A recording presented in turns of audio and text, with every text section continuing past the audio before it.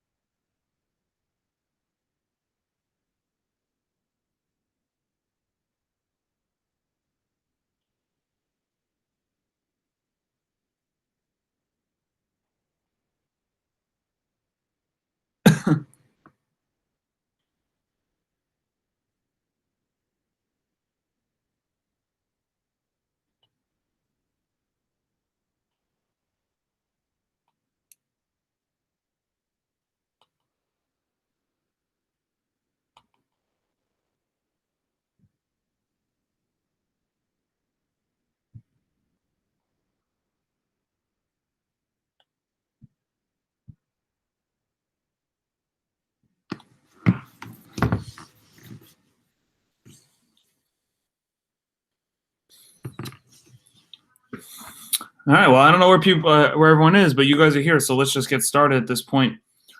All right. So the focus question is, what happens when America goes to war with Spain? Now, yesterday we found out that the USS Maine was not actually sunk by the Spanish. But if you were living in 1898, you would not know that. Okay, we didn't have evidence of that to come out until 1976. So there's an old saying that perception is reality, meaning that what people see and what people believe is what the truth is, even if it's not actually the truth. All right. So in this case, we believe that the Spanish are responsible. We believe the Spanish killed close to 260 American sailors. So the people are going to want to go to war with Spain.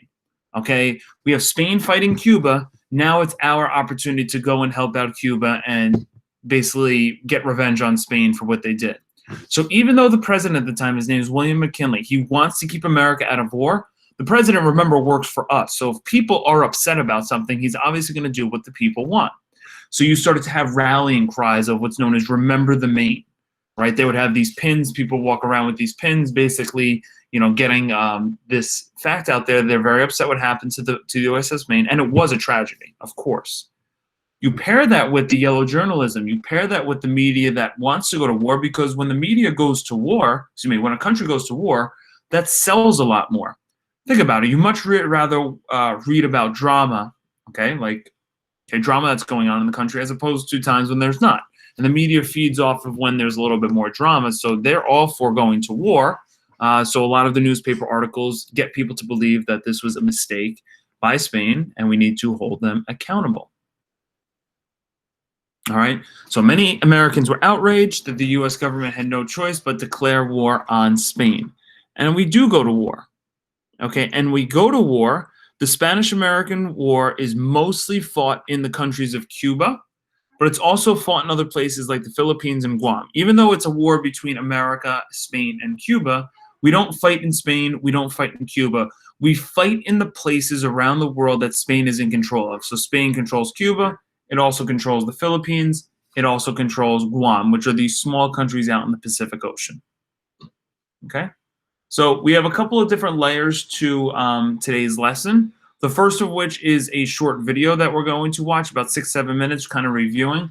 They do it in a kind of fun picture drawing type of way. So we're going to watch that. Okay, we're going to watch that here coming up as a little bit of review, and then we'll get into today's assignment very shortly when we look at the Battle of San Juan Hill. Okay, so let me go to this slide. Let me go to here. 1 second. If you want to sell online, make sure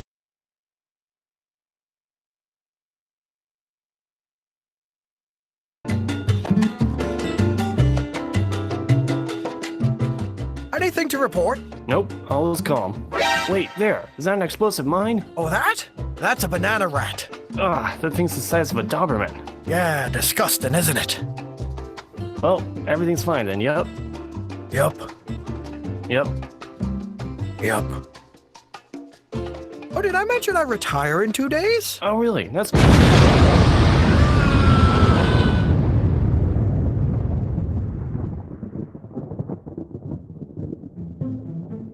Remember when Spain was the most dominant power in the Western Hemisphere? This was them in 1790. 100 years later, not so much. And revolutionaries in Cuba wanted to be added to the list of former colonies in 1895, but Spain was having none of it. Enter General Valeriano Weyler, the governor of Cuba, tasked with crushing the rebellion. He's perhaps best known for his reconcentration camps, but like any M. Night Shyamalan film, his came with a twist. I see dead people. He didn't detain rebels or undesirables. His camps detained... Okay, so obviously you see the USS Maine sinking, but now they're going to go back a little bit. They're going to show you kind of how the leader of Spain, how he wasn't maybe the best guy and a lot of people didn't like him. And you'll see some of the things that he did that, you know, basically made a lot of Americans not like the Spanish for what they were doing to Cuba. So you'll see this here. The Cuban people. 1.5 million Cubans, 1/3 of the population, were at gunpoint forced to abandon their homes for these camps that, surprise, had inadequate food, inadequate supplies, inadequate housing, medical treatment, basically everything. And 400,000 Cubans died, earning Weyler the nickname The Butcher. Who gave him this name? These guys, American newspaper publishers like Joseph Pulitzer and his New York World and William Randolph Hearst and his New York Journal. And these guys hated each other just as much as they loved selling papers using yellow journalism or sensationalism and crude exaggeration. And readers couldn't get enough of the patriotic Cubans fighting against the tyrannical and sometimes tawdry Spanish. But the papers and the public weren't enough to have the US intervene in the Cuban War for independence. You would need the businesses and politicians too. See, the late 1800s was all about imperialism, finding new markets and people to, trade with you. The US had dabbled in this, sending Commodore Matthew Perry to go open Japan and helping Sanford Dole to rearrange the power structure in Hawaii. But why go all the way over there when there's a perfectly good Civil War-ravaged island in your own backyard? Many in Congress felt that if the US was going to be a big boy country, it was going to have to start poking its nose in international affairs. So when the USS Maine was sent to protect the American interests in Cuba, namely sugar plantations, and mysteriously blew up on February 15th, 1898, the people were like, big business was like, warhawks were like, Mark Twain was like, no. Okay, so you see how the newspapers were kind of competing against each other to try and sell as many papers as possible. So what you're going to start to see are these huge headlines start to come out that go over what yellow journalism is. And you'll see how the newspapers really started to get the Americans who already didn't like the Spanish to hate them even more and start calling for war after the USS Maine. See how this breaks down. Effect. Crisis is at hand. Spanish treachery. Yeah, what's that small font say? Oh, so you don't really know it was Spain. Main explosion caused by bomb or torpedo. Oh my God, you know for sure? Question mark. You can print anything with a question mark. Destruction of the warship Maine was the work of the enemy! Then why are you issuing a reward for the evidence? Is it because you don't have any evidence? It's because you don't have any evidence, isn't it? In this headline, it's a quote by then Assistant Secretary of the Navy, Theodore Roosevelt. In case you didn't know, Theodore Roosevelt had already been a sickly child that manned his way to health, a Harvard-educated naval war historian, a cowboy rancher in the Badlands of North Dakota. Okay, so now you're going to look at Teddy Roosevelt, as you see here. He's the first time you'll see him, not the last. He's a huge person during the Spanish-American War. He eventually becomes a president, too. So see how he kind of comes to power, and that's going to lead into your assignment today, which is the Battle of San Juan Hill. So listen carefully. Police commissioner of New York City And at that point, the Assistant Secretary of the Navy, where he super duper pushed for building up the fleet and protecting interests in the Pacific and Caribbean. Foreshadowing. That was until war broke out and he said, "Peace, I'm going to war," resigned and started the 1st U.S. Volunteer Cavalry Regiment, or the Rough Riders, because when you're Teddy Roosevelt, that's the kind of thing you do. Anyway, war had been declared against Spain by Congress and signed by vampire-looking President William McKinley, only the 3rd time in American history that war had been declared. And to this declaration of war, the Teller Amendment was added that said, "No, we're not trying to make Cuba a colony. No.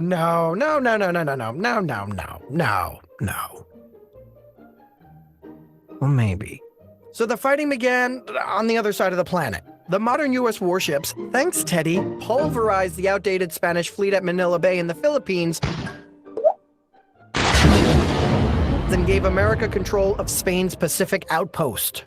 Back in the Western Hemisphere, over 18,000 troops and volunteers were deployed to Cuba under the leadership of General William Shafter, an elderly 300-pound-plus Civil War veteran that mainly sweated like a pig the whole war. The fighting was brief, but fierce, with the most famous at San Juan Hill, where Teddy Roosevelt and his band of Rough Riders fought tooth and nail, inch for inch, to finally take the hill and find it was already taken. "Buffalo soldiers!" "Oh, hey, Teddy. What are you guys doing here?" "You serious? We've been here for a while now." "Uh-huh. Well, this is awkward." "Yeah. So many reporters have been waiting up here with us. Hope that's okay." "Yeah, sure. Hey, would you mind taking a photo of me and my men? Little keepsake." "No problem."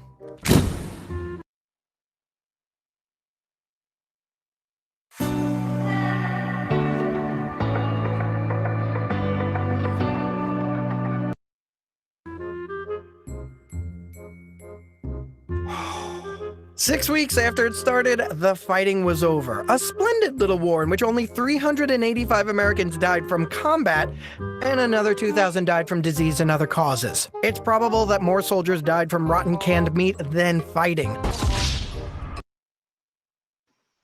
Okay, so let's stop right there for now. We'll come back to this in a little bit. I would like to now go to today's assignment. So if you're looking at today's assignment, okay, go to the Google Classroom. You should notice that you have a reading on the Battle of San Juan Hill. All right, you're going to get a little bit of the most famous battle from the Spanish-American War. We're not going to spend a whole lot of time on the Spanish-American War because you're about to learn it's very short. And the Spanish-American War is only 4 months. Remember, the last war we had in class that we covered was the Civil War. That lasted 4.5 years. Okay, so this is a lot shorter because you're going to see America's just honestly going to dominate. It's not even going to be close, to be honest. But read through the Battle of San Juan Hill. This is a pretty intense battle, okay? And then you're going to answer the questions here, okay, as you go through. So everyone take a look at the time right now. It's 9:30. So in 15 minutes, I want you to try and be done with this because at 9:45, we have to finish up the video / we have some one more slide of notes we need to take, okay? So please copy this down. Please go through the reading, and then I'll be here if you have any questions. Again, 9:45, we're coming back together.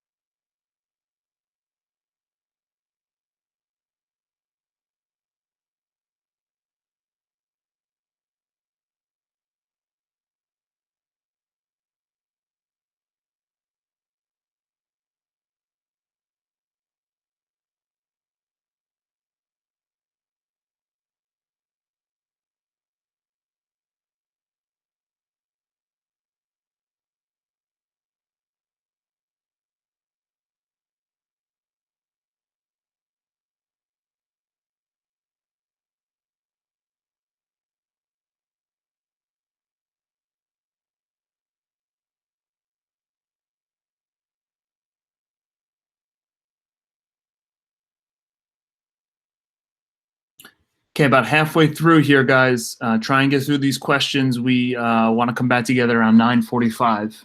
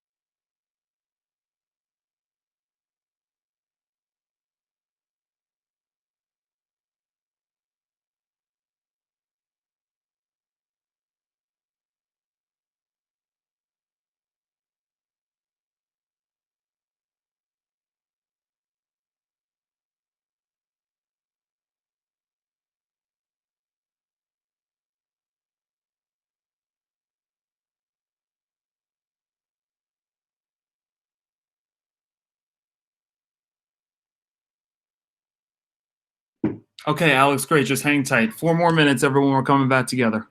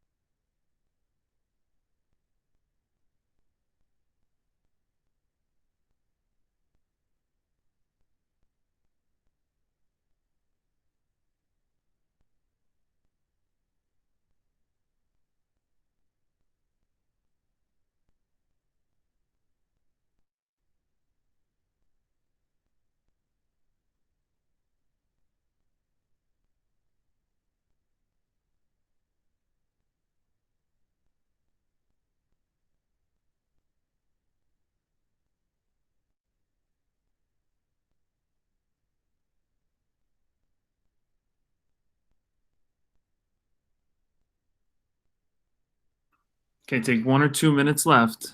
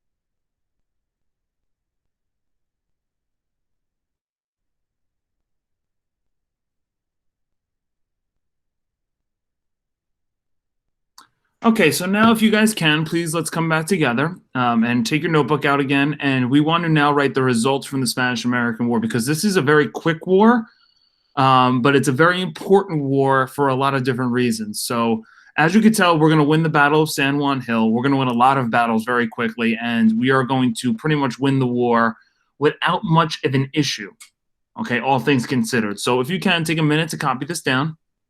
All right, we'll get into this assignment here going forward. Yeah, so copy everything down here.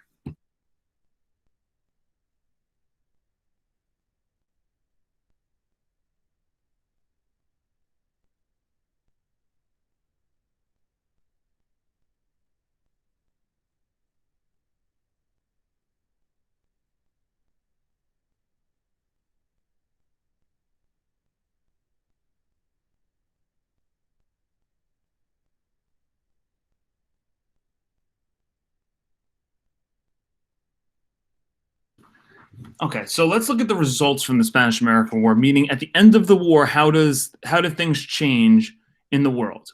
So the Spanish-American War is known as the Splendid Little War, okay? And splendid is a nice word. It means good, okay? It's a nice little good war.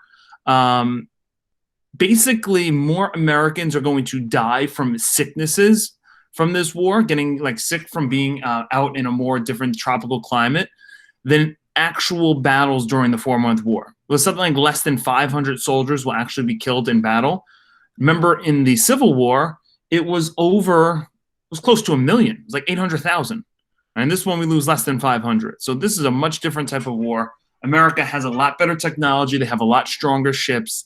They have a lot stronger weapons. They have a lot better soldiers. This isn't much of a war in terms of its actual fighting.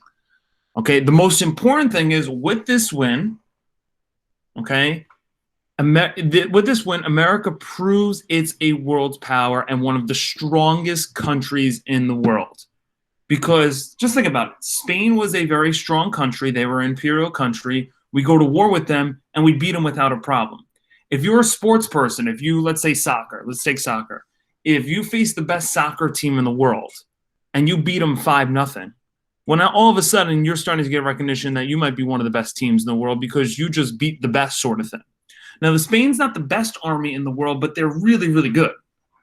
So when America wins this war, like the world gets kind of put on notice that the United States has a very strong military and maybe isn't a group you want to mess with. Okay? Anyone in the chat, if you don't mind, are any students here Puerto Rican? Puerto Rican descent? I think we have a few, right? Anyone from Puerto Rico or family from Puerto Rico or their grandparents from Puerto Rico? Anyone here or no?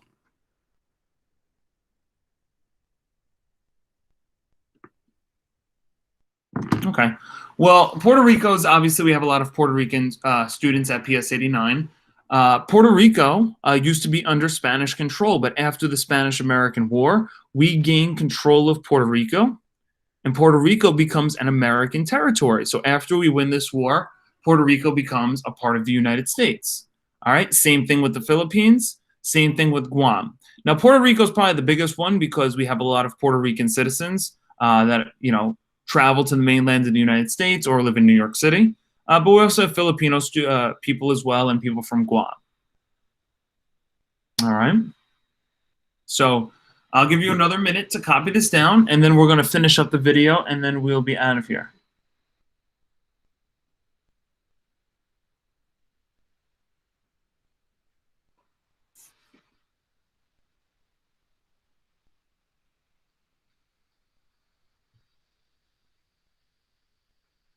All right. So we'll go back to the video, and we'll see how the war ended up. How the war ended here.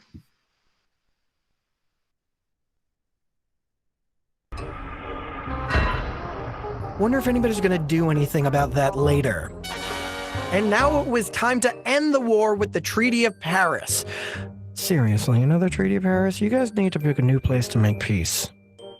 Whoa, whoa, whoa, whoa, buddy. I got this. You don't need to bother coming in here. Are you sure? Yeah, just a bunch of legal stuff. Go enjoy your independence. You earned it. I don't know. I kind of think I should be there. Why? I already passed the Teller Amendment saying we're totally not going to make you a colony. Well, I gotta go. Spain's getting antsy.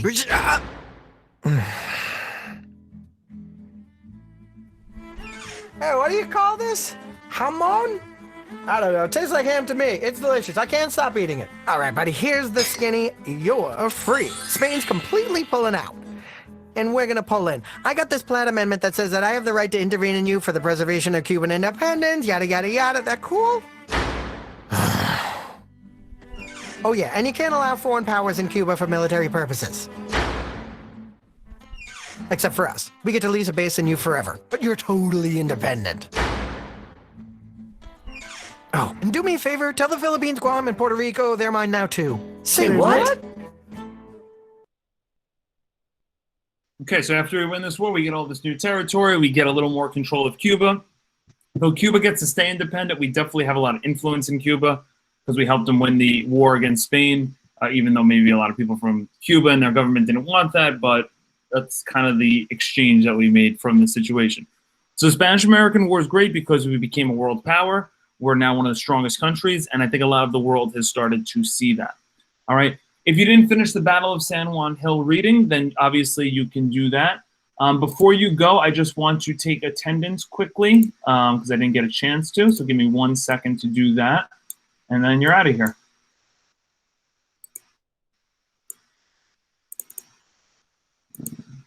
No, Gardo's here. No Darvin. Cristali's here. Ryan here? I don't think I saw Ryan. No. Ariel, same thing. No.